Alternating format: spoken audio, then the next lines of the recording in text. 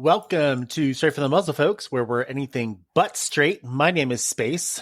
And my name is Bix. And we welcome you to our episode, which is about what today? Today, we are interviewing Volpo, the owner and founder of a group called Italian Furposting on Telegram. Italian Furposting is a group that focuses on posting memes in their channel of over 20,000 members, but also has a pretty large group chat and community based around this channel. Yeah, it's pretty big.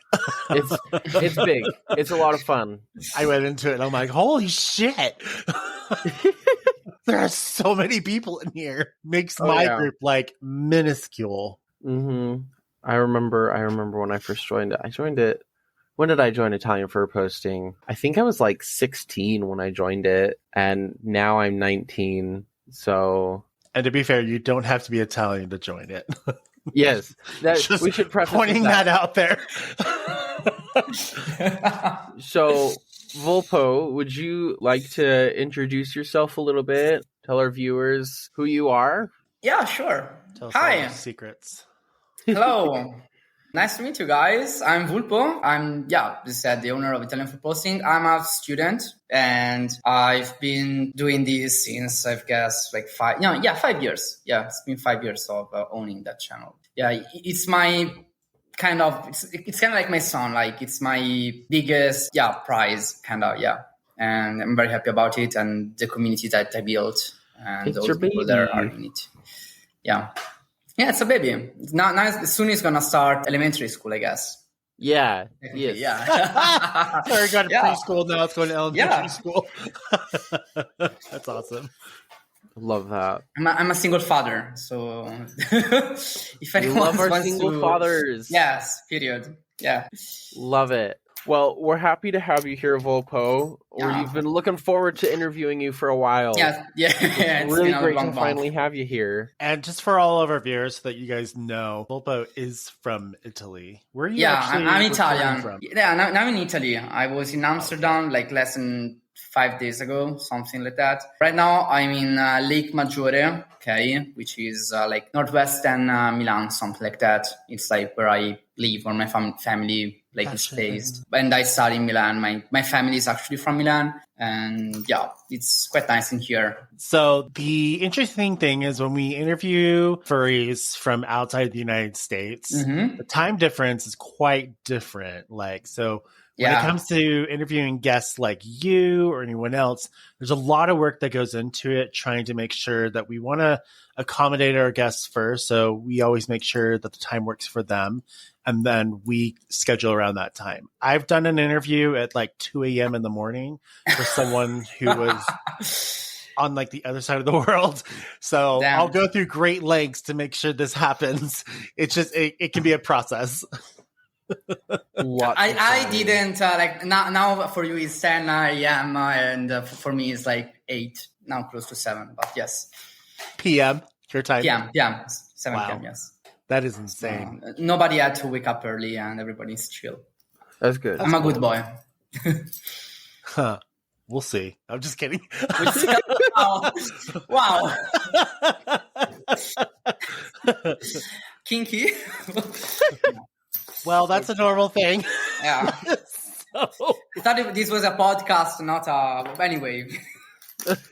Let's move on. Feel free to swear if you want to. You're totally welcome. I'll probably swear in Italian, so that you guys can't understand shit, but yeah, sure. I'll do it. Fair enough. Teach me your Italian cuss words, Volpo. Well, when it will be time that I will need to say a cuss word, I will. Okay. We're gonna say it. Everybody will say it out loud. Yes. I can't wait for it. Yeah.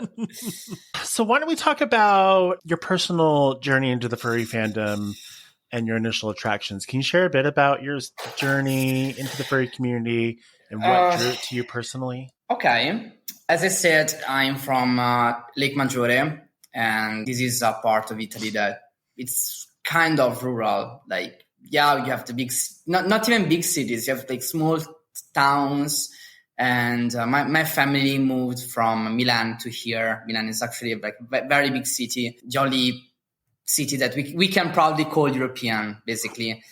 And we moved into a very rural part of Italy. And, growing up LGBT and neurodivergent was hard. So I was a lot. I was terminally online, okay? I was terminally online as a kid. Like, I had my first computer at 10. I can relate. Yeah, that's basically it. I started, joining community. For some reason, do you remember Google Plus, right? Oh yes, I forgot about Google Plus. I was it's important because for me Google Plus was very, very important in my life. It was like my first experience in having communities, talking to people online, and I was 14 or something, and I actually had a community, not mine, but I joined and helped make the logos and stuff, and but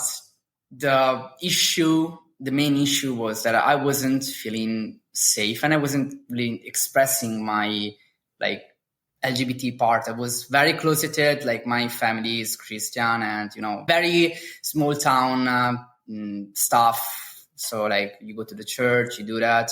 I had no way to kind of learn about myself, learn about my sexuality, learn about, loving. And I discovered the free fandom thanks to a random YouTube video. And I was 14 and I actually thought it was a bit weird, but I was liking it. So I kept it to myself till I was 18. And that's when I felt more the need to be out. Yeah. And that's when I founded Italian Furposting, because in my other community, then, it kind of became very much intolerant and, bad jokes, people were saying bad things about the LGBT people, furries, trans people, whatever. So I left that and I moved on to create my own safe space. And so I founded Italian Furposting in 2019, I think. Yes, something like that. Wow. No, 2018.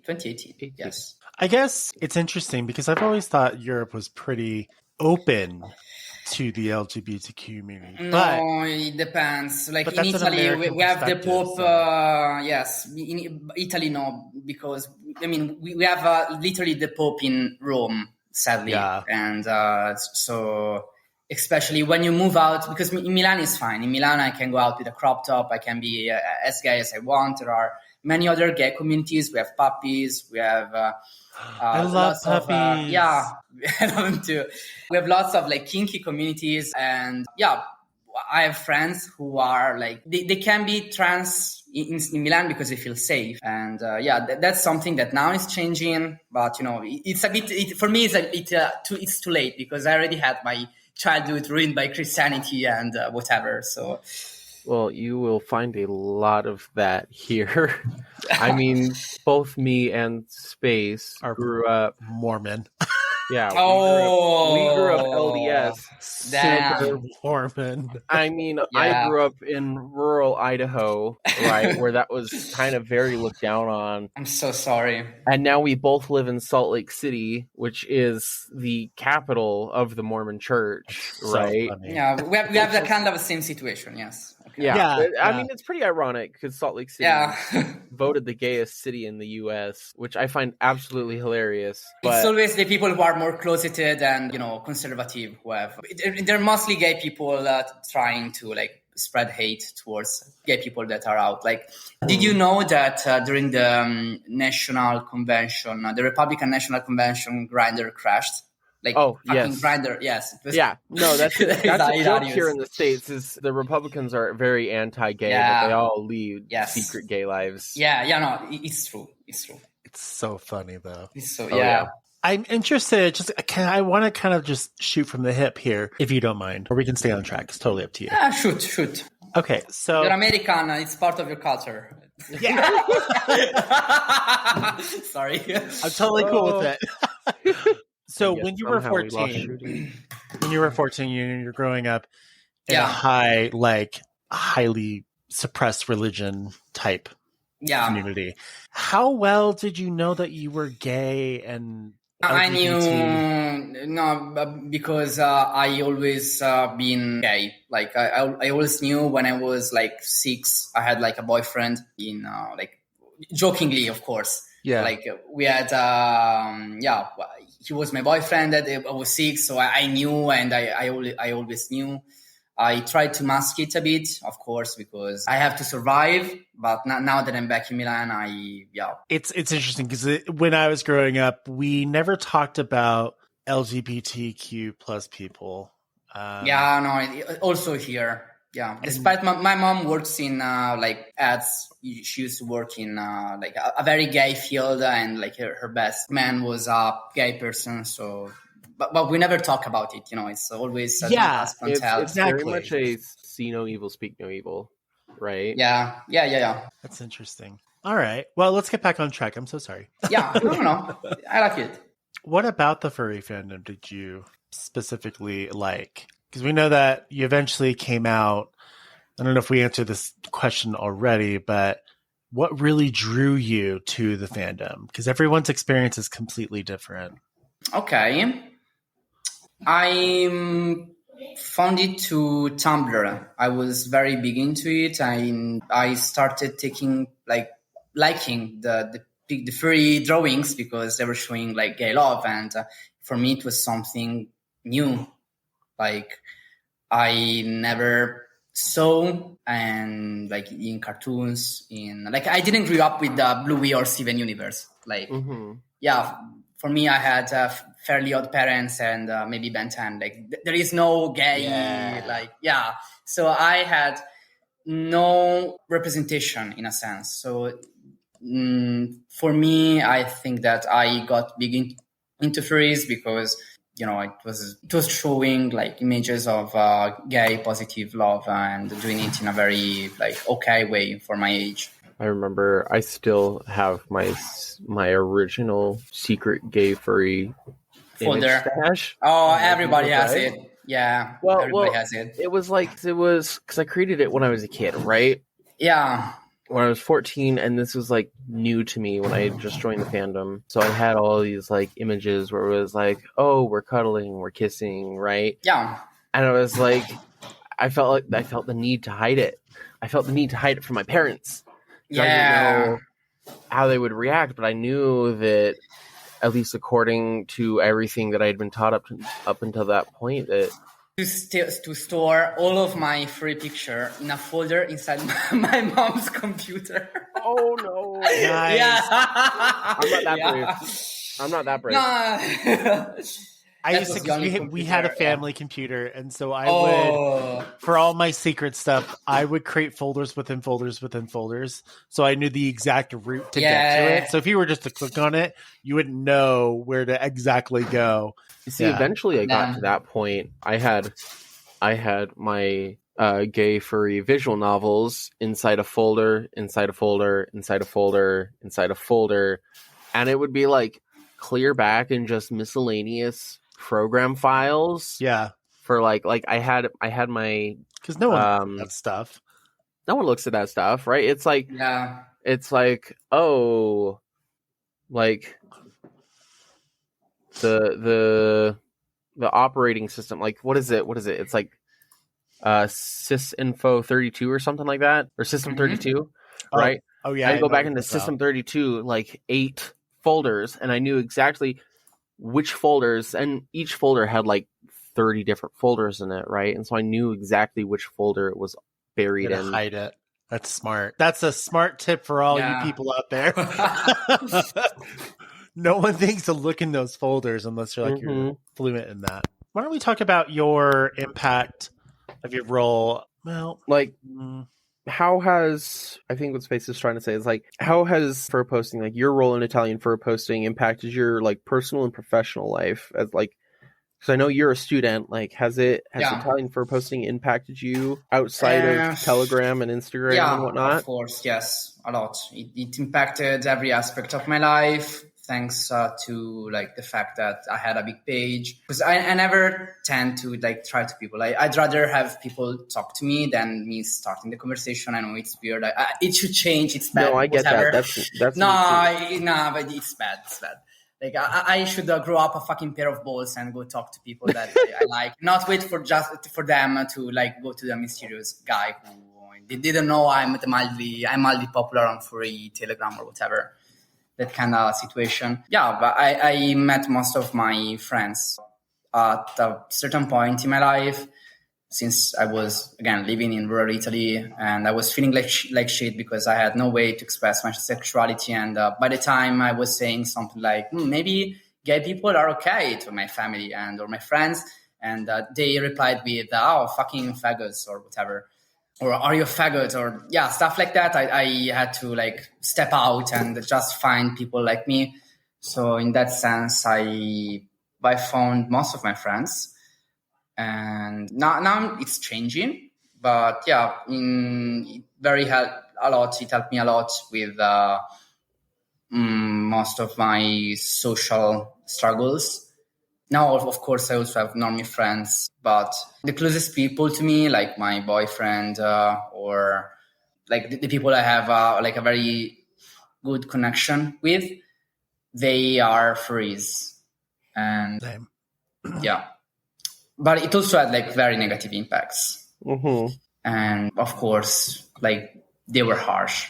Yeah. From your family? Have to say, no, from the furry fandom, because I reached a point where I started feeling anxiety in my early 20s, which is like I've never felt anxious like ever before. Yeah. And when I started feeling anxious, this was when like drama was happening within, I don't know, the community, or with people trying to cancel me on Twitter or whatever.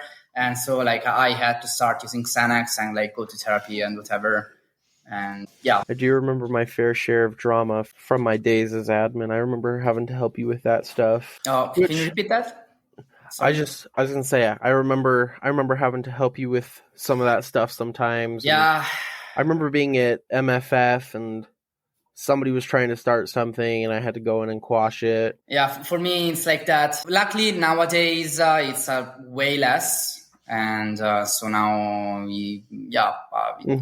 I'm managing it more. And the only drama I have is with people I know in real life. That's good. Yes, kinda.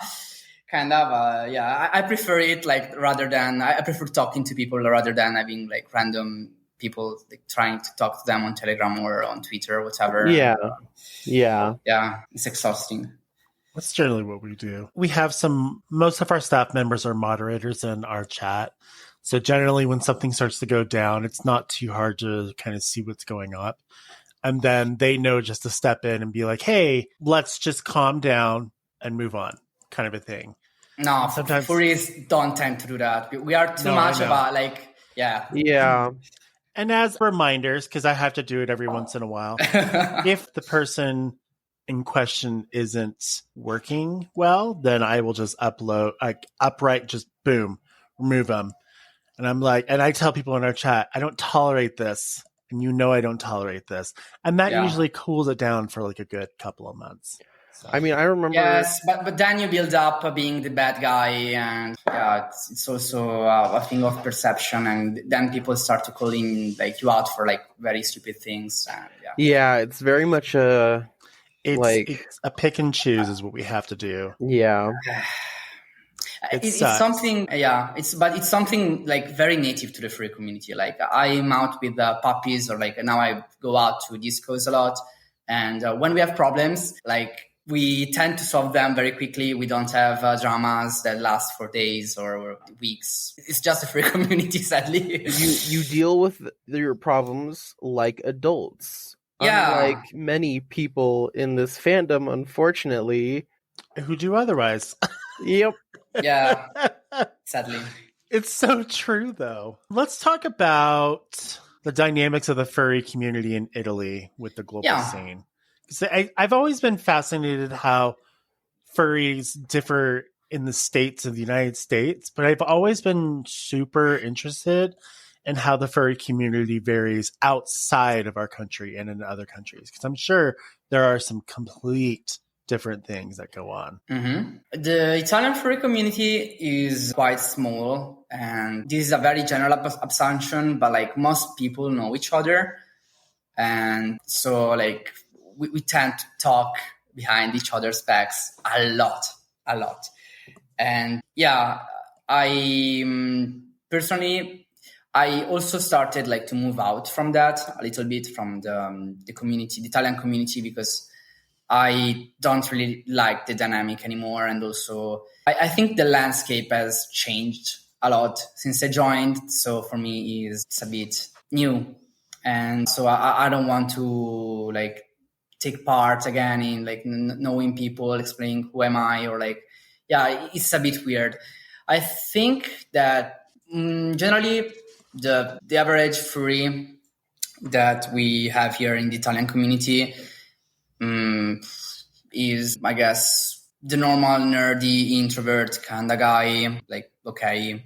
And yeah, we have only one convention in Italy, and yeah, some people go there. I don't go there, for example. I don't like it. And yeah, I nowadays I try to like talk more to like international people, because I got more connected to them. Also, I'm planning to move out from Italy. So yeah, I think something that was very interesting to me compared to like the global community is that we tend to have drama, yes, but we don't have people who gatekeep out of the furry fandom. And that's good, but it's also very bad, because we have many furry groups, Italian furry groups, where you can see people that clearly shouldn't be there, like neo-fascist furries and like those kind of people, or transphobic people.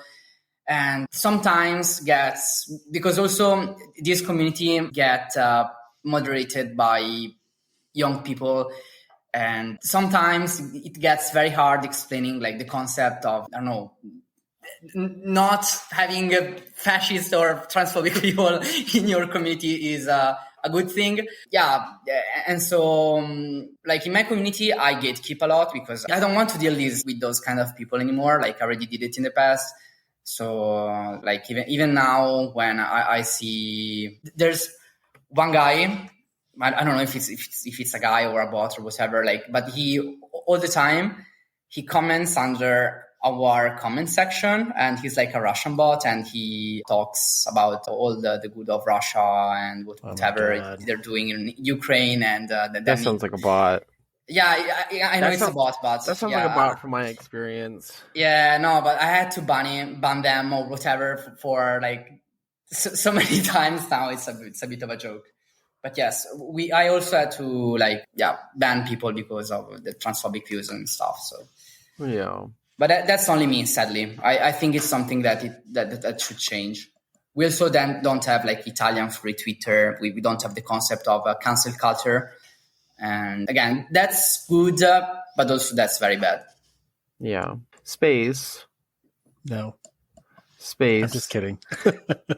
Huh? Why does the Italian furry community, from what Volpo said, why does it remind me of the Utah community? Just a little bit. Not so much like the transphobic or neo-fascist, but like... Yeah. The Utah furry community is a very intricate, interesting community. I've been burned a couple of times. One by the current one and then one from the past. So I actually don't involve myself anymore in the community here in Utah as much. And there's just so many young kids like everywhere. So I also find myself out of the loop because I'm not as young like these kids are. See, I don't find my problems with the kids or the people my age. I find the problems with the adults who act like kids. Yeah. And they're really judgmental too. Like so judgmental. The thing is, like, if you say one wrong thing in our community here in Utah, everyone jumps on the bandwagon, and it's just like, spreading like wildfire, like it does on Twitter. And there's nothing you can do about it. It's like, and the admins don't give a crap, so they just kind of let it go, and then it kind of like makes you feel like this anger, like this fire inside you. And that's just frustrating. Like I've seen a lot of groups that do so well, but I'm on the Facebook group, but I don't really participate in it because I feel like I don't belong there. And the whole concept of the furry fandom is to belong. So it's a completely weird situation. I don't prefer, usually when people ask me like, oh, are you in like your local community? And I just totally ignore the question because it's like, no. No, I find it really funny what you said just before. You said that it's really judgmental. It totally is, right? Like the Utah community will be so judgmental of you and your beliefs, right? Yeah. And then they turn around with this hardcore diaper fetish. And I'm not even kidding. I have friends who are into that, right? They're really chill about it, right? I'm not talking about them. I'm talking about other people who are so vocal against other furries. They're like, oh, he likes this and this and this, and he's a sexual deviant. Don't mind me with my hardcore diaper fetish or my hardcore inflation fetish. And it's like, yeah, it's so odd. Like, it's not like a general, like across the board, hate. It's like, I've got my kinks, but I'm going to judge you for your kinks. And it's totally normal. And it drives me nuts. So that's the kind of thing that, like, I guess like the silver lining to what we do on our podcast is I get to meet a lot of people from across the world in our chat. And I really like them. I find I would be more, I almost wish like they were in a community that I could actually go and see. That's the kind of goal or I guess fantasy world that I want to live in because I don't like the one that I currently live in. Yeah. And see, sorry, Volpo. We've distracted. I like listening to. Well, he gets to understand because I can really relate to those. I can really relate to Space Font, but what Space said. But no, like I have a handful of friends here in Utah, right? And they're great people. I met them in our community. I no longer wish to heavily associate with that community, but they're still my friends, right? And I hang out with them outside of that. But everybody I've gone to cons with, right? I mean, BLFC I went to with my boyfriend, but I mean, I went to MFF. I was planning on going to TFF before I got laid off. All the people I've gone to these bigger cons with are people that I met through Italian Furposting. Oh, right. Yeah, and I can say the same. Like everyone that I've really gone to a con with or associated with at a con, I've met through Straight from the Muzzle or in the past for media because that's what we used to be. Yeah. So it's a really interesting thing. Kind of really brings people together. Yeah, I think the fandom is a good place so long as you build like a safe space around you and you have your own group and you know what you're doing and the people, like you're actively choosing the people you're going out with. Mm-hmm. Yeah. But I mean, overall, the community here isn't terrible. There's just aspects of it that make it terrible. So it has potential. I choose to look at the other upside of it. There are still a lot of cool people in it, but you got to kind of just figure out what works best for you. The last question we wanted to ask about you, Volpo, and kind of your experience with the furry fandom is like the public perceptions of the furry community in Italy, right? I mean, we kind of talked earlier about how here in Utah, furries aren't necessarily perceived negatively because we haven't had that bad publicity yet. We had the one middle school walkout, but everybody saw right through that. So a lot of times when I'm out public shooting or hanging out with friends, we have a lot of curiosity and a lot of excitement around the furry community here in Utah, but other places in the United States, it's seen very negatively, especially now that it's become a political talking point, which upsets me greatly. It upsets me greatly, but it would be interesting to see what it's like in Italy. I've seen lots of videos, I've seen groups, and it seems to really explode in a good way, and it makes me kind of jealous. I think the very nice thing that we have here, and now I talk about Italy broadly, is that we are kind of our own cultural planet, and thanks to the language barrier, so we tend to be covered against most of I guess bad media outlets, especially for something these deep furries. And yeah, very nice thing that I saw is that now, even though like the community is small, we are very out, and now there are lots of furry walks, and we have lots of regional and city groups, which they're very big. And yeah, I'm now that I think of, I'm actually going to one of those like free walks in they're doing it's a very nice project. They are joining in basically because we don't really have the concept of free. I mean, yes, we do. We do have the concept of free conventions, but they're very hard to organize. So what we do usually is meet up at other cons. So usually it's Comic Cons. And I'm going to furry walk in a Comic Con at a random park in Bergamo, I think. So it's basically rural, not rural, but it's like a very out part of Italy. So to the public, we are perceived in I think very positive, at least for me, because most people don't have all the negative, I have a furry background on my PC, and people don't think much of that. I go out with you guys Nomad don't Complex. Have the negative stereotypes. Yeah, we do. No, we don't, because also most of, I have to say that most of my friends are really cool. I actually want to show you something. Wait. I have a question though, just like a general question. Yeah. Is a furry walk in Italy the same compared to a furry meet here in the United States? I don't know. I've never experienced a furry meet in the US. So what is a walk for you guys? What do you guys do? We walk around and we talk, and maybe we go out to eat pizza or sushi or whatever. And okay. Yes. Okay. So it's I guess I would say it's an equivalent to what we call a furry meet. We call it a furry meet. No, here. Look what Volpo said. No, yeah. Look what Volpo said. Yeah. So there's a very nice disco. Yeah. Oh my god, I love it. Yeah. Yeah. It's fantastic. I like how that one girl's holding her breast with her hands. Oh my gosh, that's hilarious. That is so amazing. Oh my god, I love it. Yeah, so there's a very nice disco here in Milan we go to, and I do remember at one time because we're friends with the guys who own the night, the disco night, and they asked us to bring fursuit, and they were actually they asked us to bring a lot of fursuiter, and so we did, and yeah. I want to go to an event like that in fursuit. Yeah, that looks like it'd be so much fun.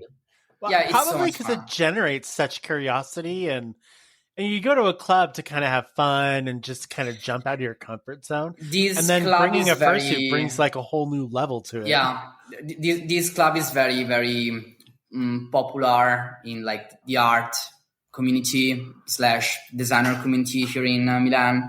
So yeah, you can also find puppies and other kinds of people. Yeah, it's very nice. Oh, I want to go to this club. It looks so cool. That looks like so Viper. Fun. And this fursuiter is so cute. Yeah. That's Xana, a very close friend of mine. He's Turkish.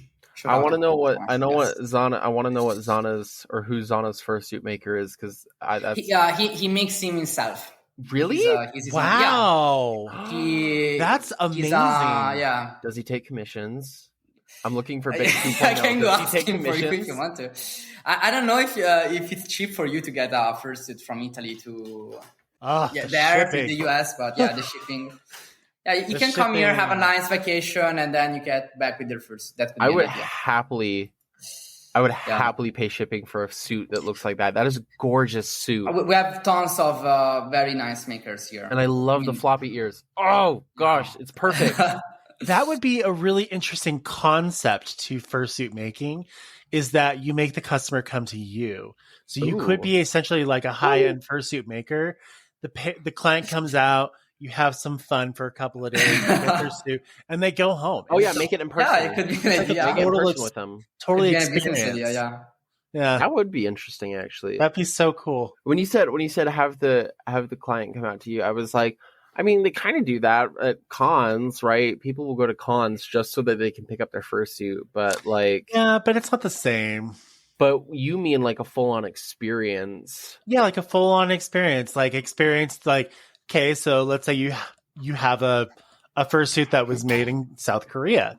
Like I've never been to South Korea. That'd be a lot of fun to like save up, go out, you go there, have some fun, pick up my suit, meet the local community, and then go home. It's a completely life-changing experience. Right? Yeah. That would be really cool. You also need a lot of money for that, though. Oh, gosh, so much money. That would be such an expensive trip. Yeah. But like you said, like high-end suits. just because it costs so much money to fly out there. Yeah. Yeah. It would be really cool, though. Well, someone tried to make a high-end suit here in the United States, and that totally bombed. Well, they were trying to make them, like, designer, right? This would be, like, high-end, but it's your character. She's actually a friend of mine, so the thing is she's really artistic and in her own right, like, amazing. But it's the way that she came out with her website. She did basically make it like a designer label for fursuits. But a lot of furries took offense to that because it's like, well, why are you making a designer label? I can see the positives and negatives out of it. I thought it was a really cool concept. But I mean, Agenda is a designer, furry designer label, so I don't see the problem. Yeah, I don't really see a problem either. Yeah. Because I don't remember how you say it. Is it like Sweet Stitch? I thought it was it Zeitgeist? No, Sweet. Let me think here. It's Zweitech. It's Zweitch? ITESICH. I'm trying to think of. I don't remember how to. Oh, albino topaz. Let me just do this. That's what I know her as. Here, I'm going to copy the word and I'll send it to you guys. And maybe, I don't know, Volpo, you might know how to pronounce this. Zweitesich. I hardly doubt that, but what the hell is that? It's a German. I guess it's the German idea of a second self is what it stands for. Oh, that's so cool. And then their website. The fursuits are very nice, yes. Mm-hmm.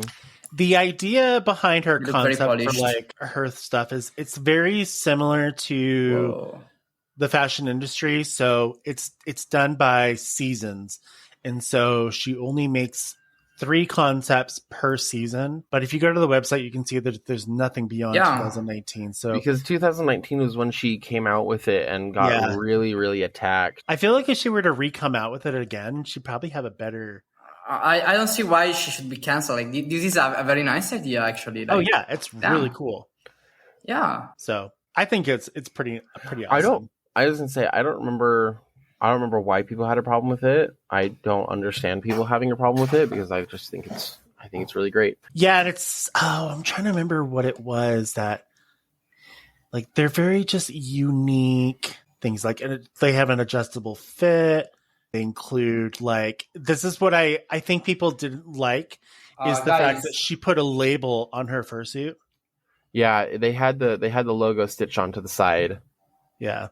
I don't think people were a fan of that. So, Volpo, we kind of talked about your initial motivation with you needing a kind of a new group to identify with, correct? And that was your I had to find a community that was, more LGBT friendly, more, less judgmental than the one I was on Google Plus. And so that was kind of your initial spark that led you to create Italian Furposting, correct? Yeah. Okay, so we did talk about that a little bit then. Then I guess what was your original vision, right? Did you have like a specific idea of what you wanted from Italian Furposting, or like how has it evolved? It's actually very complicated. Yeah, it's a big question. Yeah. At first, the channel had an Italian name, and it was just me and some friends like type in random shit in it, and I had to delete like most of those messages just to, settle with the new brand / identity. The old channel was named Il Canale dei Furrosi, something like that. So like the channel of the Italian furry people. something like that translated. I love that name. That's a fantastic name. No, it was quite stupid. And I had something going on very similar on Google Plus, where we took memes, or we made memes and we posted them on Google Plus, and the platform was shutting down, so everybody was moving to Telegram. And I wanted to do what I was doing already, but in a better environment for my sexuality and mental sanity. And I think that what happened for me and my relationship with the channel was growing up in a professional-ish kind of way, in the sense that if before maybe we didn't have very big do's and don'ts with written word. Before maybe it was just me scolding an admin off by voice, and then having drama because maybe I wasn't being fair to everybody, something like that. So, and now I take it more seriously, in the sense that even though it's for me it's a relatively small community, in the sense that even though between all the platforms we are at around 50,000 people, something like that. Yeah, I had to understand that it moved from me and some a friend group having fun to something where people would have a different view on it. It was it's I don't know, the same way of watching it's gonna sound cringy, but 9gag or any other platform Instagram related channel. Yeah. So I tried to move in that direction. And so I had I changed the name. I created a new logo. I made the community. Then the comment section was a thing. So we had to manage that. And it was something that we built brick by brick. The branding and vision was always mine, I have to say. So that's something that I can be proud of, because, of course, I'm the founder, so I had final say on mostly all the decisions. But we tried to, even now, I try to delegate people more, because I have less and less time to spend over my Telegram channel. Yeah. And I know that feeling so well. Yeah, it definitely has grown so much, though. Yeah, no, it has. I'm very happy about it. Even when I joined, it was 19,000, and now you're at 23,000. Yeah, I always wanted to be for Furposting to be the biggest channel. This is the biggest Telegram channel on Telegram in the fandom, and I think now we are the biggest. So yeah, I was gonna say I've seen other meme channels, and they're like, guys, we just hit 3,000 members. It won't be long until we surpass Italian Furposting. And it's you shoot for the stars. Good luck with that. I think ambition is something that everybody needs in their life, because if you don't have that, and then it's gonna be always, you're not gonna go anywhere. You need ambition. I mean, you kind of have to have that kind of thinking. I mean, if you don't have ambition, there's not anywhere you're really gonna go. Yeah. And there's nothing wrong with someone being like, oh, we're at 3,000. We're gonna, surpass this other group, because it gets the group members charged, excited for it. Well, it's not even I guess that's not even where I was trying to make it come across, right? The way I was trying to make it come across is it's inspired people to create their own groups. Yeah. Right? Yeah. At a certain point, we had a Russian Furposting, a Spanish Furposting, a Pakistani Furposting. It was so fun. And yes. Are there actual other channels? Other country channels? Not related to us, because no, but there's this channel called Russian Furposting, and it's just our memes, but they're all translated to Russian. It's quite funny. It's kind of interesting how it kind of spawned Yeah, I think non-related channels. That's cool. My American admins actually tried to talk about removing Italian from the group, but for me, it's more of a very identitary thing. You can't remove it. If you removed it, it would just like feel wrong at this point, right? Yeah. Italian fur posting. It's so iconic. Yeah. Yes. It would be like taking fashion out of Milan and making it somewhere else and calling that the fashion capital of the world. Exactly. It just doesn't work like that. Yeah. It doesn't work. I think identity, knowing your roots, it's important. Like, even if you move out and go far away from where you live, but knowing your roots is, important. Mm-hmm. You know, it's interesting, kind of like I was listening to you, how you kind of like, I mean, obviously I'm listening, but I'm reminiscing because I feel like some of the things you talk about kind of aligned with where I started.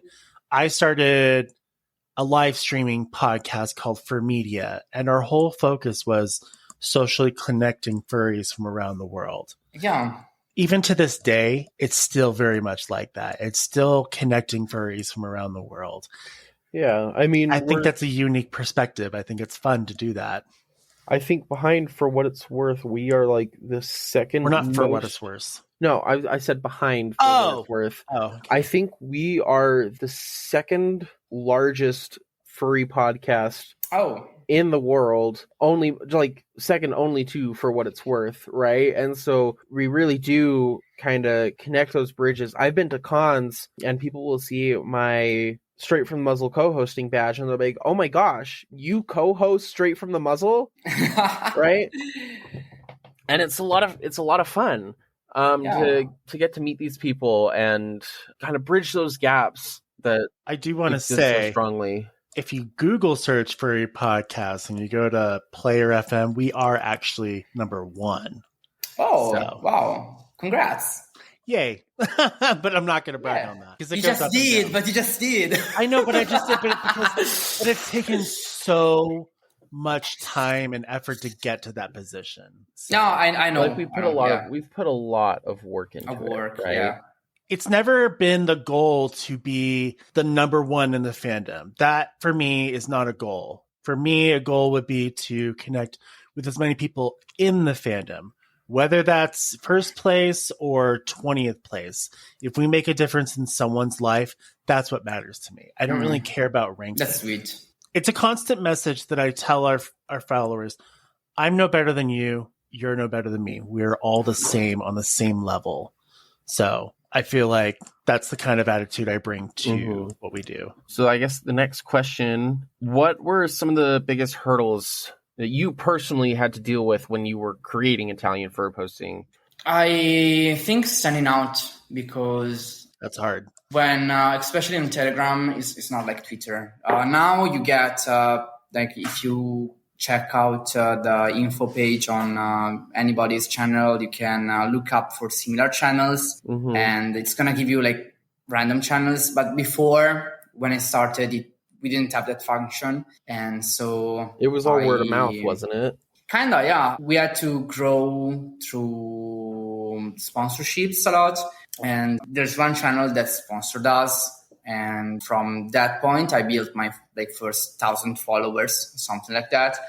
And from that point onwards was because he didn't want to help me anymore. Yeah, I had to find better ways to engage with my community and to show that my channel was different. And so I started asking myself, how can my channel be different? Because at first, I think most of the way that you go and look for free memes is, I don't know, there was free IRL, and I use that a lot.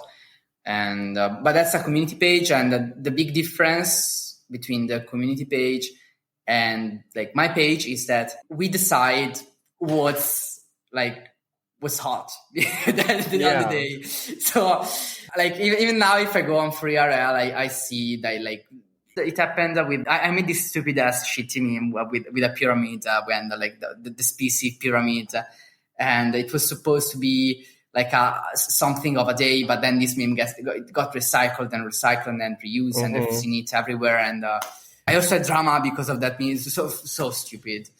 And I think that the winning point between like Furposting and FurIRL again is that since FurIRL is a community page, like the quality naturally decreases. And all the stuff that I post is stuff that I saw on Instagram or TikTok. I don't make memes anymore. But yeah, I have to say that when I made memes back in the day, they were nice. I had nice engagement. So I found the way to be different between like using my Italian identity, having nice graphics. It's something that I always like. I put a lot of effort into. Is like even if I have to say a stupid message, I try to like make it like graphically as good as it can be. Trying to build a brand, right? Yeah. It's a branding build exercise, and yes, it's also what I'm studying. So it also aligns with what I do now. So yeah. Well, that's great. I know you said you'd worked hard, you got some sponsorships, and I feel like eventually you got to the point where as people were sharing your memes and other people were curious. That's how I found Italian Furposting. Yeah. Is there was somebody in this group chat I was in that would, every time Italian Furposting posted a meme, they would forward it to our group chat, right? And so I think its growth now to the 23,000 you have has relied a lot on that word of mouth and that popularity. Also, I do remember the time when Fluke made the videos on us to like review the memes. Oh, I do remember those ones. Yes. Yeah, I cringe a lot now that I saw them back now, and now today I cringe a lot. But 3 years ago, I was very proud of those. So we're like, well, I mean, like you were building up this community, right? Yeah. And I remember his video was pretty popular, and he had to do another one because people were asking. Yeah, he kept making them. Right? Yeah, he kept making them, and it really. I'm sure that helped you a lot. Yeah, it was a very nice period for YouTube. I think now it's a bit dead, like the furry scene on YouTube. YouTube absolutely has that. Yeah. But before it was a different time. Yeah. Now most of them are on Twitch or Instagram. Yeah. I mean, that helped with your community engagement and the regular posting of memes, right? It's like you can expect a new meme, at least one every day. And usually it's not recycled. I know sometimes the admins accidentally double post. Yeah, we delete it as soon as possible. I remember being guilty of that. When I was helping you guys, I remember being guilty of double posting. But yeah, I definitely think it's amazing how you overcame those kind of challenges and have built the community you have now. Yeah, again, now thankfully I have other things more than Furposting, but that's like, again, probably like the biggest thing in my life now. Your baby's growing up. Yeah, my baby's growing up.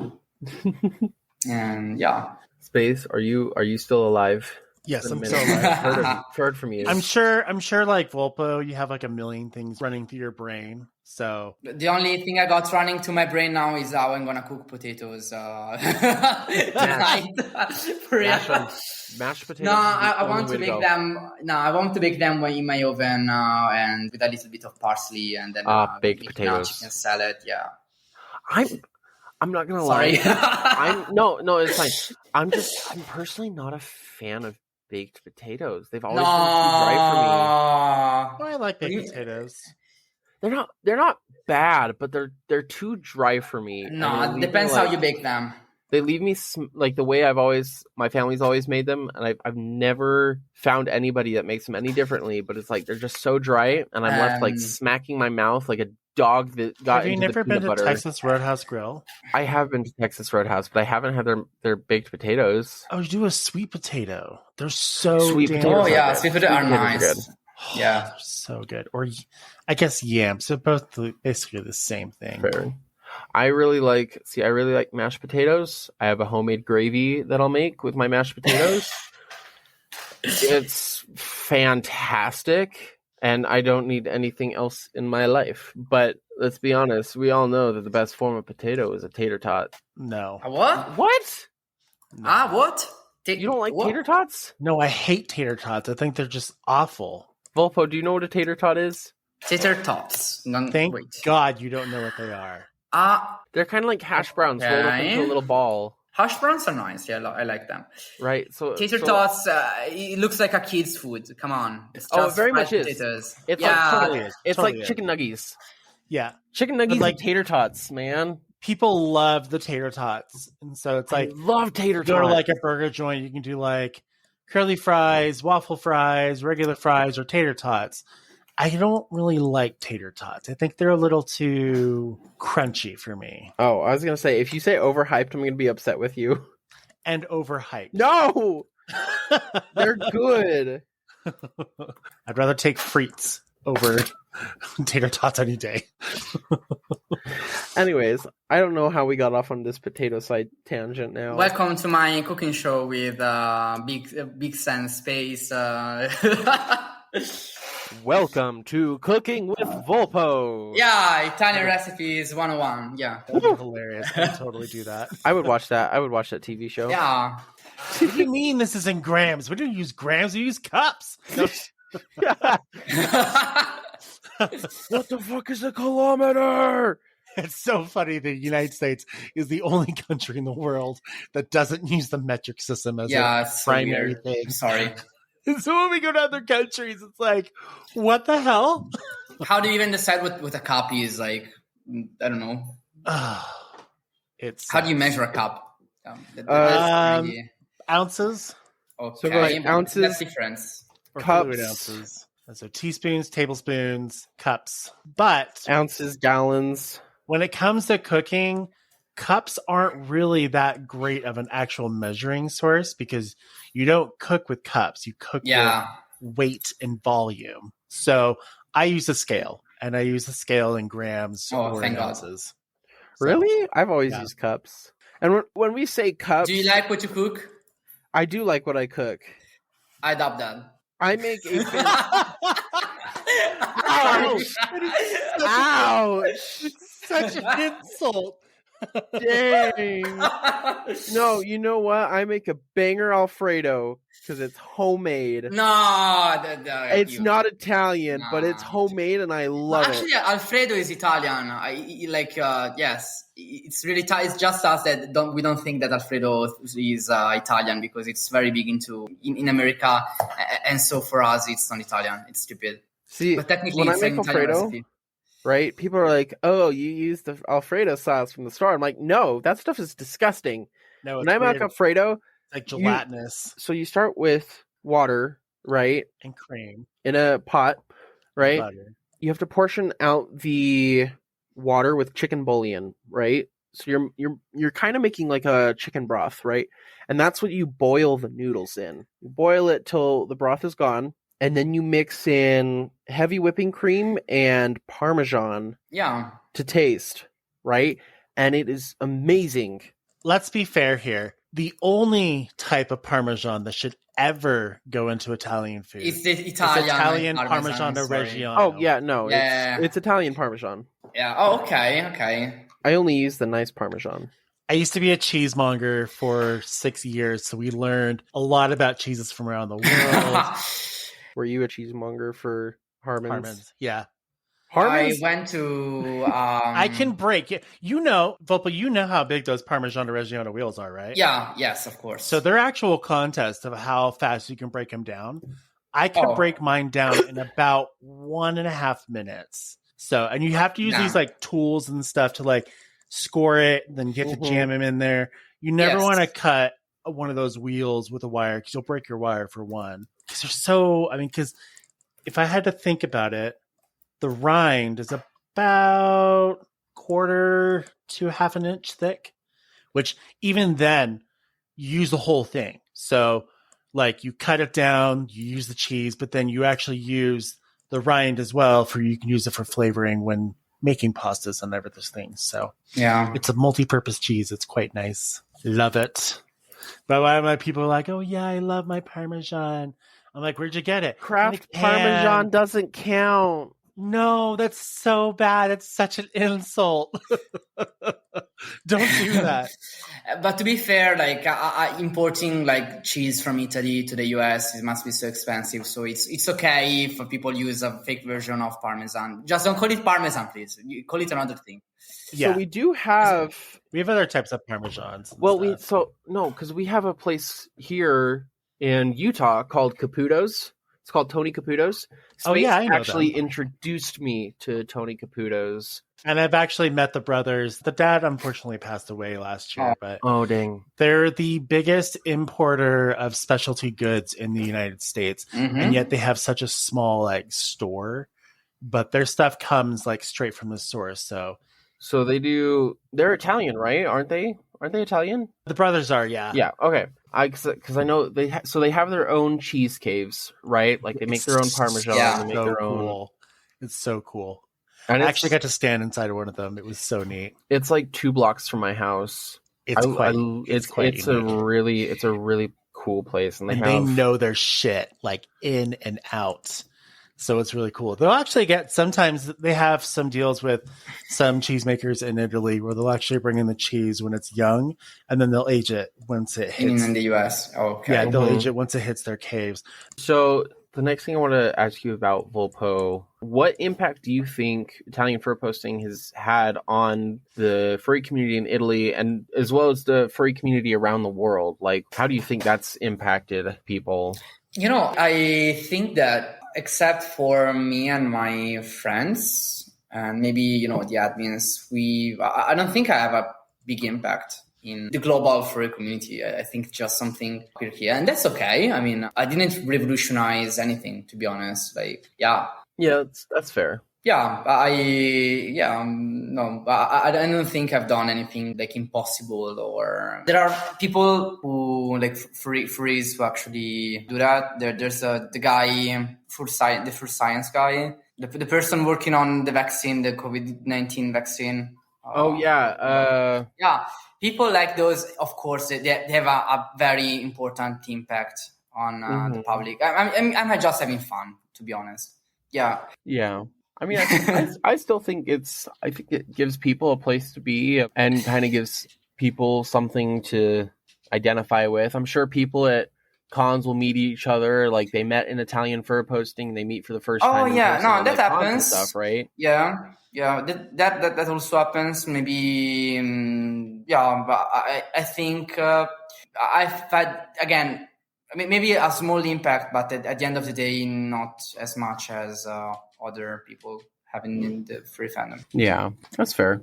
Have you ever gotten any like stories from individual members, like about the impact Italian Furposting had on them at all? Yes, I do. And when people tell me how, I don't know, finding the Italian group that you have saved them from, I don't know, depression arc or something like that's very impactful, like to receive as a statement, because it actually, you can understand that you had an impact on someone's life, even though that wasn't your, like, what you wanted. In the sense that I don't like having power, if I can say that. Power. In the sense that I'm actually a bit afraid of having an impact on other people. And I don't, even though it's positive, I get anxious when people tell me, oh, you did this and it was good for me. And yeah. That's fair. One quirky story I can tell you, though, is that my university teacher, she teaches material engineering, basically, and she followed us. She followed my furry page on Instagram because she thought it was so cool that I had so many followers. That was funny. How many followers did we hit on Instagram before? 100K, and then Instagram closed us down. Yeah. Actually, yeah. So that's frustrating. How do you go from 100,000 to being shut down? I know how it feels to be shut down. Ask Mark Zuckerberg. Yeah. Jeez. Fucking, it's terrible. we didn't even have a backup page or anything. And it was quite sad, but to be honest, it also helped me understand that maybe it was time to move on to other projects. And so for now, I'm keeping the Telegram page live. But I also start other things. Yeah, I was going to say, I know how that feels. Yeah. We had our Instagram page. I was trying to advertise an episode about like sexuality in the fandom. And within 3 hours of that post, the page got shut down. And I paid for advertising too. So it got shut down. I had no way of getting my money back. I had no way. I think for about a good month, I tried fighting to get that page back. Nothing. It was just... Honestly, when it comes to Meta, I've given up. Like Facebook, Instagram. Yeah, me too. It's just not worth it anymore to me. Yeah. Right. And it's too confusing. They have so many they keep coming out with new features, and I just have no idea how it actually works for. Not to mention there are atrocious terms of service agreements. Yeah. Have you ever seen that image? An artist printed out the terms of service agreements for different social media platforms, right? And then hung them up on a wall. And you have Twitter, which is actually pretty short. I don't remember which platform it was for, but it was you had some pretty short ones, and then they kind of eventually got longer and longer and longer, right? But they weren't crazy. And then the last one is Instagrams, and Instagrams goes all the way down the wall onto the floor and just keeps going out of frame. Yeah. No, but Meta, everything that Meta owns is a fraud. And yes, it's a very sad thing to say, but we have to use Instagram now because everybody uses Instagram, but I really wish we didn't, to be honest. Okay, yeah, here, really quick. Let me just show you. This is, okay, so they are pretty long terms of services, right? All of them are pretty long, but Instagram has the longest of all of them. And if you actually read Instagram's terms of service, it's actually pretty scary. I don't use Instagram very much just because it's now that it's terrible. Even now they added the thing where they basically tell you that whenever you post something on Instagram, now the Meta AI can it's the intellectual property of Instagram, right? Yes. They had, I remember it was 3 years ago, I think. It was during the pandemic. We were still in the pandemic, but they put out a terms of service update, and the terms of service basically said, we reserve the right to access all the devices on a network you're connected to, and we reserve the right to access the cameras on your phone without warning, without asking. We'll just turn on the cameras and see what you're doing. I think that, luckily I live in Europe, so we are actually more regulated on this. Europe said no way, and no way, Jose. They did what they have been doing with Apple, is they got up in arms against Instagram. That terms of service update went away, but it was just it was crazy. Yeah, that's why we initially chose Telegram and not Instagram, even though Instagram was more popular. Yeah. I feel Telegram is a little bit more discreet. Popular with discreet. Yeah. Discreet, and I believe it's got an encryption code. It does. Yes. It makes it really hard for people to locate, which is quite nice because it basically love to dox each other. Oh, what is it called? Yeah. Oh, it's like its own proxy server, and I use a proxy server, which is quite nice. So that's the thing. Telegram is the go-to messenger for pretty much all furries. Yeah, it's right. Some furries use Discord. I am not a fan of Discord. I don't like it. It's so confusing to me.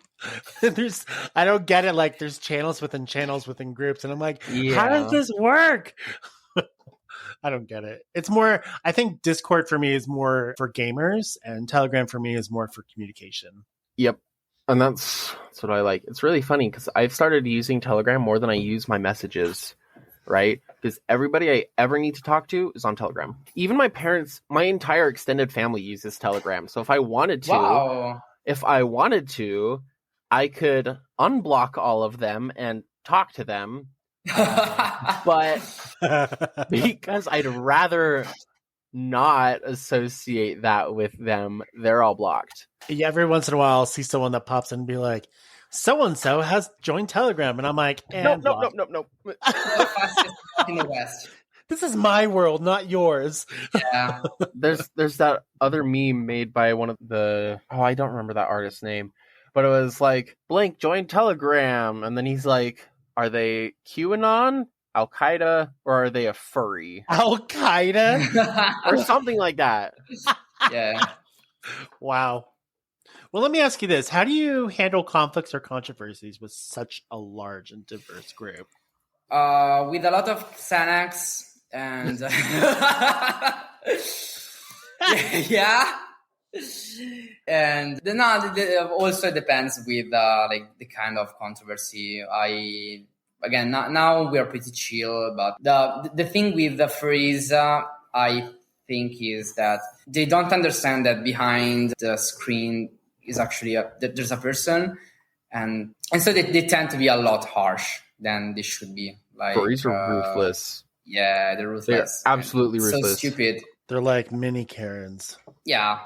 So we've talked a little bit about kind of like your creation of the group and kind of how you manage it. Do you have like, what are your future plans? Do you have any like projects you're working on or anything? For now, no, except maybe finally launching the merch, because it's something I wanted to do that for a long time. I do remember discussing that with you a little bit ago. But I just want to get better at sewing, maybe designing, and basically. So you're making it. I want to make them. Yes, I definitely want to make them. I know. I told you. I can't English. I talked to you a little bit about, because I wanted to make some stuff. Yes. As well, right? It's something that I want to try and get into. So I remember having those conversations with you. I know you have like your VR chat group. Yeah. They host meets and stuff.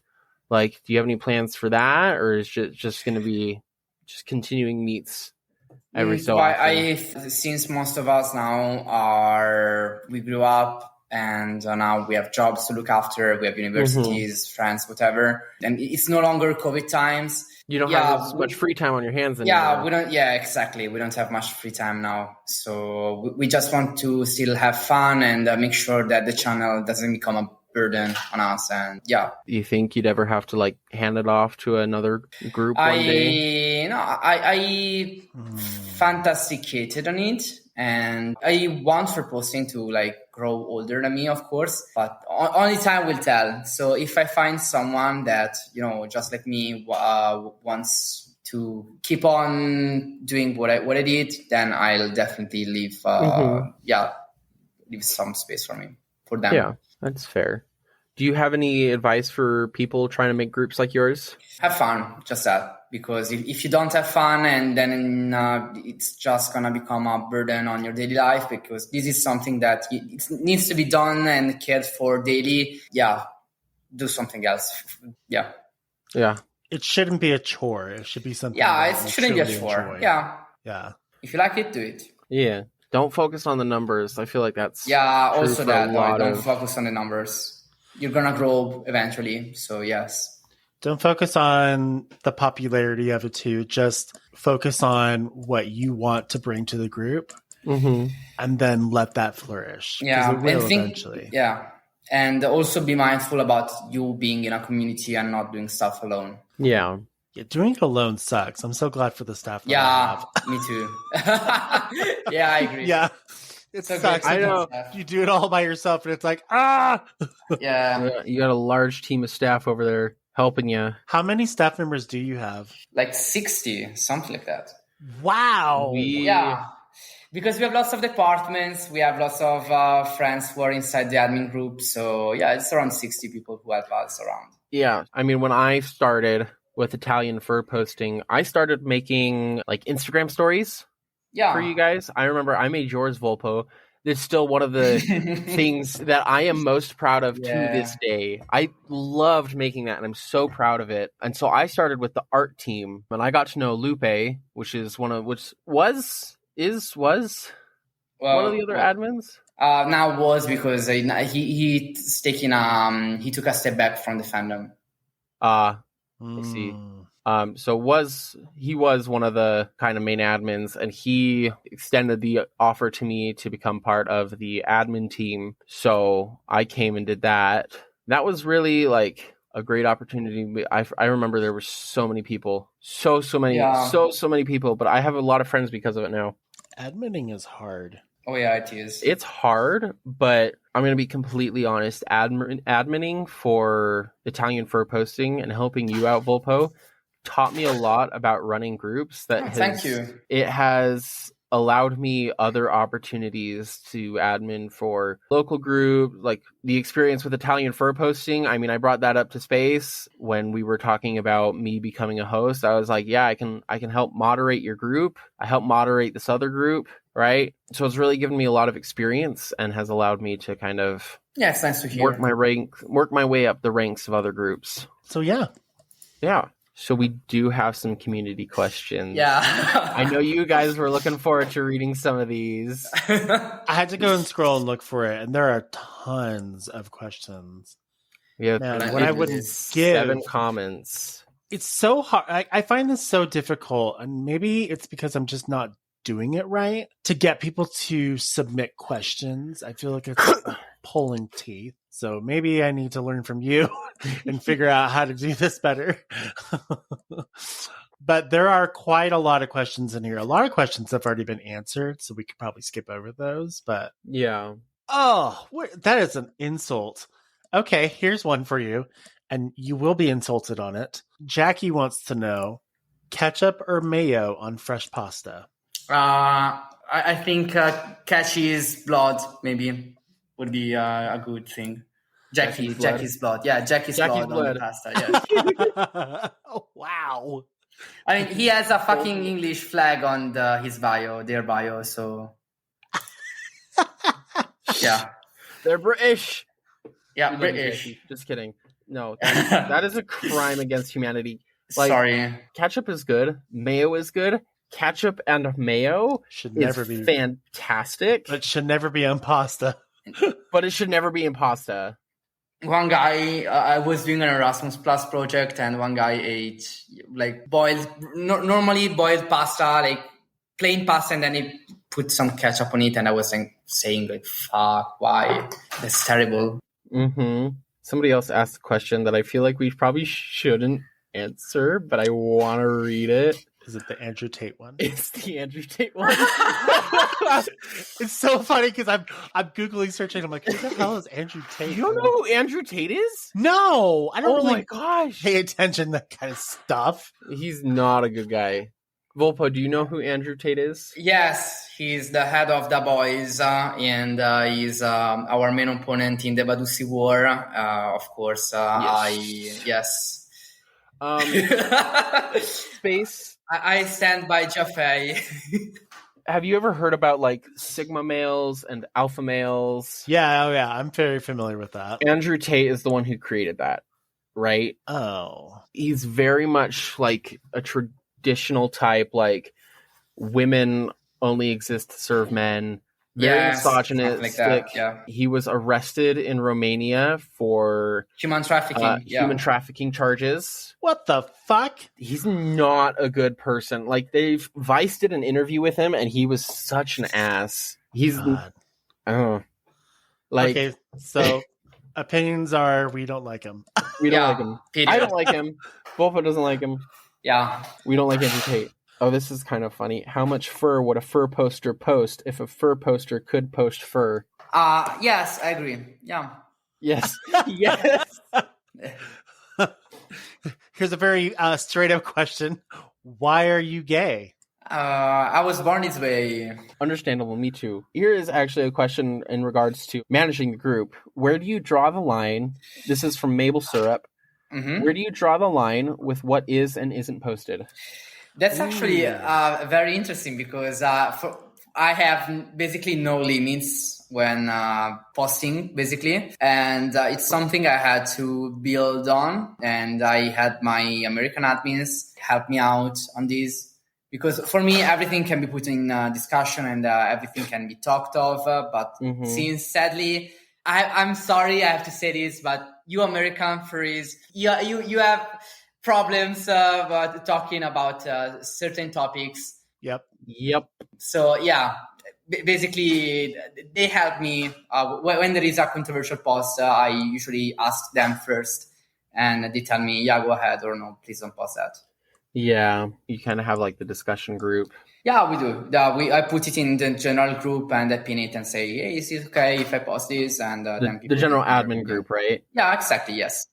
Darian asks how to clean super glue out of faux fur. Why is super glue in faux fur to begin with? Man, you're fucked. You're not getting it out of there. No, I'm serious. You're fucked. It's like you're so fucked. Who sprayed glue on her hair thinking it was hairspray.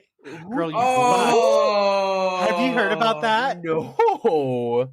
Yeah, she was doing like this whole like post and stuff, and it clearly said on the bottle, do not spray near hair. And she looked and she's like, this is like the best.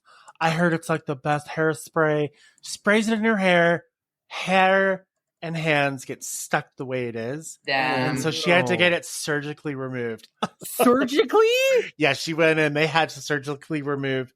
They got the hands free, but then they had to like remove all of her hair because it doesn't, like, they have dissolving fluid, but it wasn't going to do any good. The stupid things people do. Yeah. Okay, here's one from Sky. Why are you called Italian Furposting if y'all posting American memes? That's a very, very stupid question. I have people, it's part of my identity. It's fun to be Italian. I don't know. I like it. It's like, it goes back to the heritage, kind of like what you said. Yeah. It's for everybody, but you got to nod the heritage. And also, like, the Italian furry community is small, and seeing that there is a very big page that has Italian in their name, it's nice to see that, we are seen. Zoe wants to know what your favorite cheese is. Oh, you guys were having a long conversation about this earlier. Okay, top 3 cheese. Okay, third place goes to ricotta. Ricotta is very versatile. You can do it anywhere. Yes, you can use it. Yes. Second place, Parmigiano. I love Parmesan.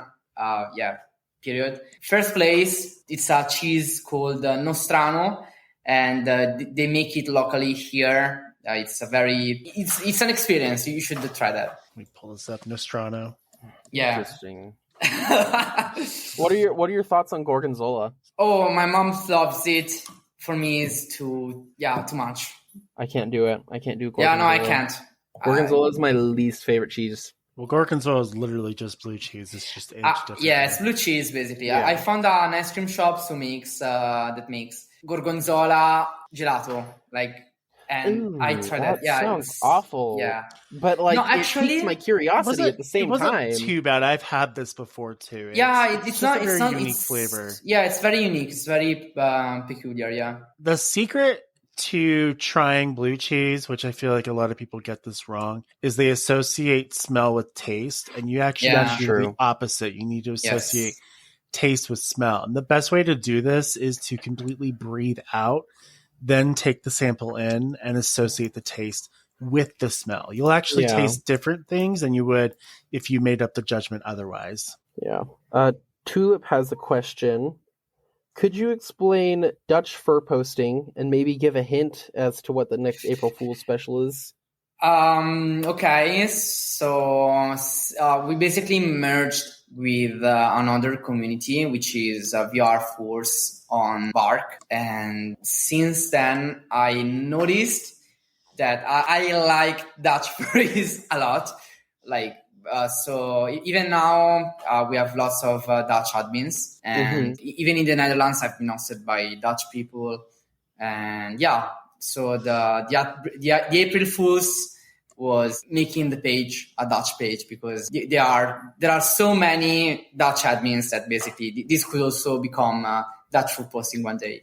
And for next April Fools, I have no idea. So it'd be kind of funny if you just went around different countries and Yeah, we did French Furposting. Yes, no, we did. We did French Furposting. I do remember. Wasn't French Furposting this year? Yeah, this year. Yeah. Yes, last year it was Dutch Furposting. Last year was Dutch. Yeah, this year was French. French. Yeah. Next year Spanish. I don't know. Next year America Posting. I don't know. I mean, yeah, could be America Posting. Maybe for the 4th of July could be fun. You know. That would be fun. Oh man, we did post a lot of 4th of July memes this year. Yeah. Let's see. Nen Kitty wants to know, what's the Italian furry scene look like compared to the American one? I feel like we did talk about. Yeah, we did talk about it. We did talk. We kind of compared. Volpo, you talked about the Italian furry scene. We kind of compared it a little bit to the Utah furry scene, which is again the Utah furry scene, but Italian, but with the language barrier. Yes. Yeah, I don't understand Cinder's question. What is it? Where's the lamb sauce? I don't understand that question. In the fridge? In the fridge. Yeah. Daddy Yina wants to know your thoughts about pineapple on pizza. Yes. No. Yeah, no. No? You don't like it? No, please. Okay, I'm going to tell you something. Depends on what kind of pizza are you having. If it's like Domino's... No, I'm not talking about Domino's. No, Domino's Pizza is a crime against humanity, to be honest. And in Italy, okay, in Italy failed. I worked for Domino's. I'm sorry to tell you, Domino's Pizza is awful. It's so bad. Like they're all awful. I will never eat Domino's again, except for the pie. The pie is actually pretty good. No, the pies are not good. Trust me, they are not good. Whatever, I love the pie. Anyway, if you're having pineapple pizza and the pizza is white, so it only has cheese, it's fine. But if you also put like tomato sauce, it doesn't make any sense because pineapple is acidic and so is tomato. Yeah. So yeah, it doesn't make any sense. If you're going to have acidity with acidity, you need to have something in the middle to cut it. Yeah, exactly. I found something a while ago, and this is probably the most American thing there is, but a barbecue chicken pizza. Oh, so good. Right? So it's barbecue sauce, cheese, onions, chicken. Right? Volpo's dying inside over here. He's like, corn. No, this is awful. Roasted corn is a really interesting one. Roasted corn? I've never had that. Pizza, yeah, it's really interesting. I don't know. I just kind of like a basic cheese. I'm a basic bitch when it comes to pizza. Roasted corn pizza. That's actually not too bad. Maybe could be an idea. Okay. For like a camp out. Yeah. Okay. No, this is valid. Okay. Savage asked, when will the first IFP con be, and where would it be located? We are partnered with Reference. Yes, I was going to say, Refric immediately answered with, he already has a semi-IFP con. Yeah, I'm actually working for Reference. Nice. So yeah. Reference is on my list. I know me and Space have also talked about interviewing Refric about Reference. Oh yeah, do it. That'd be so cool. Refric, I love Refric. Refric really likes my shoes. No. He loves. What do you mean? He loves my Converse to the point where he wants to buy my used Converse shoes from me for more than retail price plus shipping. Okay. Converse shoes are so comfortable, though. Oh, and they last my Converse ever. That or PF Flyers, so good. I told him, I was like, dude, we have a Converse outlet store 20 minutes from my house. I will go get you Converse. You don't need to have mine. And he's like, but they're Bix shoes. And I'm like, Refric, no. I have a pair of Converse that are like 10 years old and I still wear them. Because they're so good and they keep up. Yeah, I do. I love my Converse. Yeah. I got a question from Duke here. There tends to be a lot of hate to furries from outside the community. What would be one thing you wish you would say to someone or to those people? Live and let be. And also all the people who now hate on furries are going to become furries. It's so true, though. Same thing with homophobic and transphobic people. It's like that. Every transphobic person I had trouble with now is trans. So, Yeah, it's quite funny. Understandable. We've all been waiting for this question. So it's such an interesting question. This is in quotes too, by the way. As we all know, moderating a Telegram channel is one of the highest paying and enviable jobs on the internet. For those wishing they could quit their 9-to-5 job to gain fame and wealth for the laborious efforts of maintaining a tiny domain of power, what tips or words of advice would you give to them? Buy Bitcoin and use slot machines a lot. Never quit using slot machines. And yes, buy my let's go gambling. Let's go gambling. Gambling. Yeah. Oh, dang it. Oh, dang it. You don't gamble? And my course on how to get rich or something. Yes. I once won $80 from a slot machine. It was pretty awesome. I have never won anything. Yeah, me neither. When I was 18, I went and bought a lottery ticket just because I could. Do you want to know what I did with the $80? What? I bought a ticket to go see a Cirque du Soleil show. Fair enough. So it worked. Because those shows are expensive. Mex asked, can love truly blossom on the battlefield? What? I don't know. Oh, I get it. Can love blossom on the battlefield? So can true love? That's going to be a trauma-filled relationship, but okay. Yeah. So basically, can love exist with a hot mess? Oh, it's a quote from Solid Snake. Yeah. Okay. Never played that. Sorry. Me neither. I've heard it a few times, but I don't know. Star Scout actually asked a question that we kind of grazed over it, but not a lot. Would you say that running this group, Italian Furposting, has changed you as a person, and if so, how? Yeah, for starters, all of my boyfriends I met through Furposting. Most of my Furpos got them bitches. Yeah, no, it's not about bitches. I had lots of work opportunities, but work on myself opportunities and real work opportunities. Like now on a reference, I partnered with Nico and Martini, and we worked together. And it was my first I think real work in a design field experience. Mm-hmm. And also managing big groups, I discovered gives me anxiety. So that's it. Eli, go ahead, Space. I was going to say this one question is, I know the answer is yes, but when will Ferrari get first place in F1? I don't know. Okay. I don't know. I don't watch sports. I'm too gay. They've apparently gotten first place in F1 multiple times. Oh, wow. So that's kind of an odd question. Good for them. Okay, you next. Eli the Heckin' Chonker asked, how much is too much to spend on a fursuit?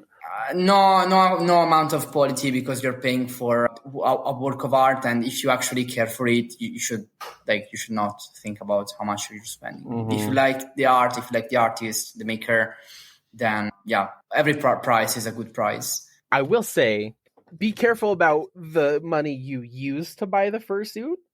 I used my student loans to buy a fursuit. Oh my God. What's wrong with you? I don't want to talk about it. I don't want to talk about it. Honestly, I had a job, right? I didn't need the student loans, but I got a fursuit anyways. I have nothing to say to that. Don't worry. I already paid it off. I already paid off those student loans. Don't do that. Don't ever do that. Don't do the student loans. Don't do that.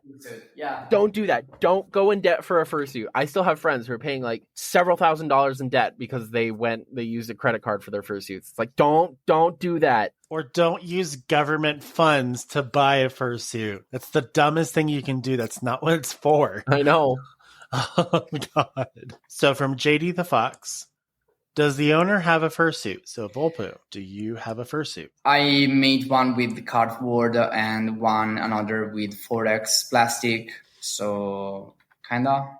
I want to make one, but first I would need like now I know how to 3D model it. So maybe I could make the 3D model, but then it's a bit of a project and I don't have time for that now. So it's hard. First making is hard. Yes, You've never done it before. Okay.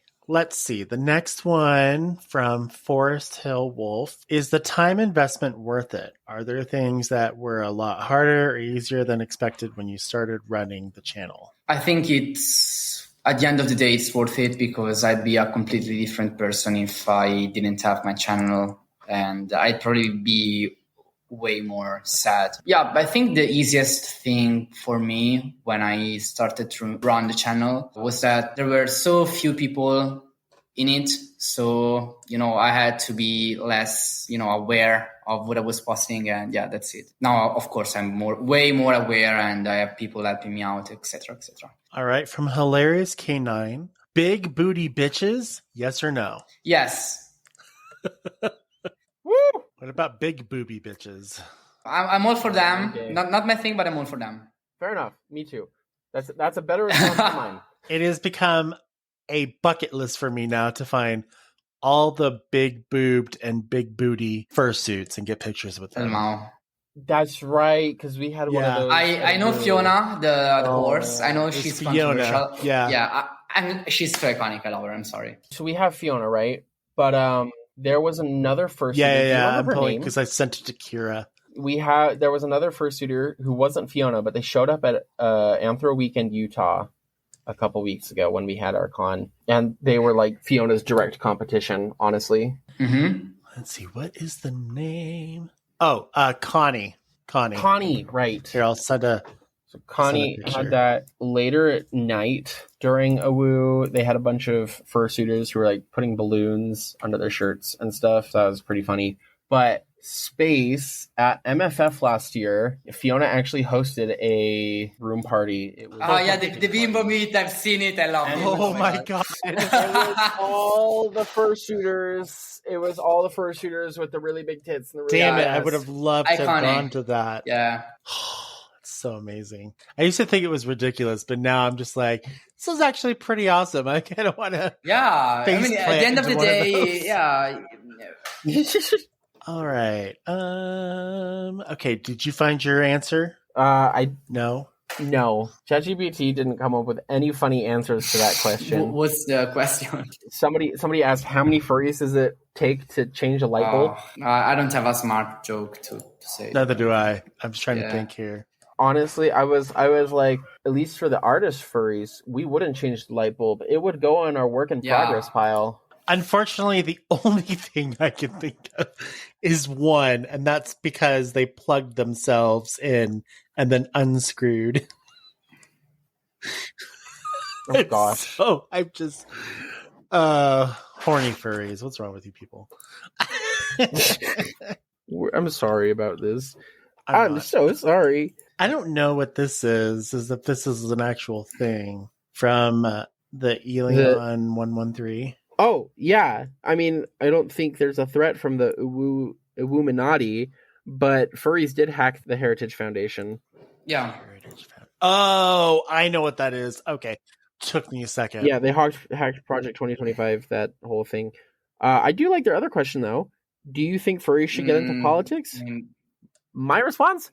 Absolutely not. No. Furries can have their political opinions. Please don't bring it into the fandom. That's part of why the Utah fandom sucks, because it's so politically charged. I disagree, to be honest. Politics is a part of everybody's life. So you can be a politician and be a furry at the same time. Like I don't see a problem with that. I mean, I don't see a problem with politicians, but like specifically with American politics, all your secrets come out to play. From I think it says, if I have to, are you trying to read the Inverted Bird? From Inverted Bird, how much time does it take out of your days? I'm assuming how much time does it take to run Italian Furposting? Technically all day, because I'm active from when I wake up to when I go to sleep. But to be honest, like, I don't know. Takes time. I don't know, 10 minutes to post a meme, maybe, I don't know, 30 minutes to scroll on TikTok. But yeah, I scroll on TikTok when I don't have anything to do and stuff like that. Yeah. Mm-hmm. It's very time consuming, but the more you get used to it, the easier it becomes. So for some people, it might be like, oh my God, it must be chaotic in your mind. And it's like, yes, but it's manageable. Yeah. I have had one final we already asked question. The final question. I know we asked the final question, but somebody messaged me like asking specifically for this question to be asked. They said, what's your opinion on ferrets? Oh, it was the first question asked. I love them. By Space Floof. We love Space Floof. Hi. Space. Hi, hi, other Space. Only one Space, and that's me. But they specifically said, I really hope the ferret question gets asked. So, what is your opinion on ferrets? Period. Yeah, ferrets are great. I love ferrets. All the people with a ferret persona, they are safe. They're very nice people. They're mischievous. Yes. Anyways, I believe that is it for our questions. I mean, we could keep going because people just keep asking questions. I have to cook my potatoes. We want to be respectful of your time, Volpo. I don't want to take too much time. I think we've been recording for almost 2 hours now. Why don't you take us out conclusion wise? Yeah, thank you, Volpo, for like taking this time to be with us. Thank you for inviting me. I love interview you. Yeah, of course. I had a lot of fun and learned a lot. It's great to. I've never heard your voice before, so this is a fun. This is a fun kind of opportunity to hear your voice. I got to hear him speak Italian to what I assume is either his boyfriend or his roommate. It was amazing. Well, I'm at a lake house with some friends, so I'm the chef technically. So he was here in the kitchen. Sorry, they want breakfast dinner, or they want dinner. All right. Well, for our viewers who are not members of Italian Furposting. Yes, join. It's a great group. It's a lot of fun. You can find Italian Furposting just searching it on Telegram, Italian Furposting, or you can ask us in our group chat on Telegram, straight from the Muzzle chat, and we can get you a link. We'll also have a link in the description below, so you can click on that. Yes, we will have a link in the description for Italian Furposting, and I can't think of anything else to say, but thank you guys. This has been really fun. Really enjoyed it. Yeah. So thank you very much for coming on to our show. I know time-wise it's a little strenuous, but I do appreciate it. Mm-hmm. I like all right, folks. Thank you. Thanks for listening to our show. If you're ever interested, you know where to find us. Links are always available down below. And if you ever have any thoughts of who you want us to bring on to interview, just send us an email at talktothemuzzle@gmail.com and let us know. And then we'll go from there. Other than that, have a fantastic day, and we'll see you guys on the next one. Bye. Bye. See ya. Bye.